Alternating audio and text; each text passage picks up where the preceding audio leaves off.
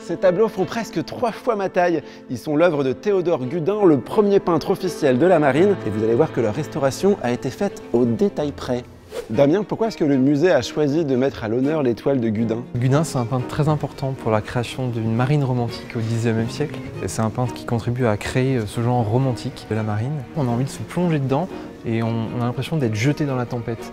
On voit chacun des personnages qui représentent chacun un affect différent de l'homme face au danger de la mer. Et ça, c'est quelque chose qui permet à chacun de se projeter dans ses œuvres. Et c'est pour ça qu'on les a jugées vraiment très impressionnantes et très efficaces.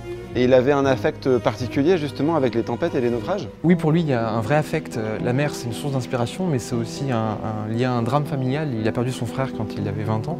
Et d'ailleurs, il va beaucoup s'impliquer dans la création de l'ancêtre des sociétés de sauvetage en mer. Oui, c'est d'ailleurs pas le seul peintre à avoir raconté ces événements tragiques finalement.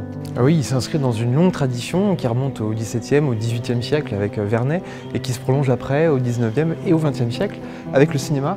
Ce sont des œuvres très cinématographiques et c'est pour ça qu'on a voulu faire le lien en présentant quelques extraits de films juste à côté. Ma grand-mère m'a offert un puzzle, un tableau de Gudin à l'échelle 1. Super idée. C'est assez dingue de se dire que ces œuvres, elles ont près de 200 ans. Comment vous avez fait pour les restaurer? Oui, il y a eu un gros travail de restauration pour décrasser ces œuvres et pour leur redonner une lumière, une intensité qui va vraiment frapper le visiteur. Ce sont des œuvres énormes, gigantesques, mais en même temps, il y a un travail très fin du peintre sur tous les détails. Donc il a fallu vraiment soigner tout cela dans un travail global de restauration. Et l'installation, ça a dû être une sacrée paire de manches aussi. Oui, elles ne sont pas simplement grandes, elles sont aussi très très lourdes ces œuvres, 300 kg avec le cadre. Ça a mobilisé des équipes assez importantes, jusqu'à 10 personnes, pour les accrocher sur ces 6 messes qui ont été spécialement conçues pour porter des poids. Très impressionnant. Pour ne rien rater des prochains numéros de Musée Confidentiel, abonnez-vous aux réseaux sociaux du Musée National de la Marine. Et puis tant qu'à faire, venez me donner un petit coup de main avec ce satané puzzle. Merci, mamie.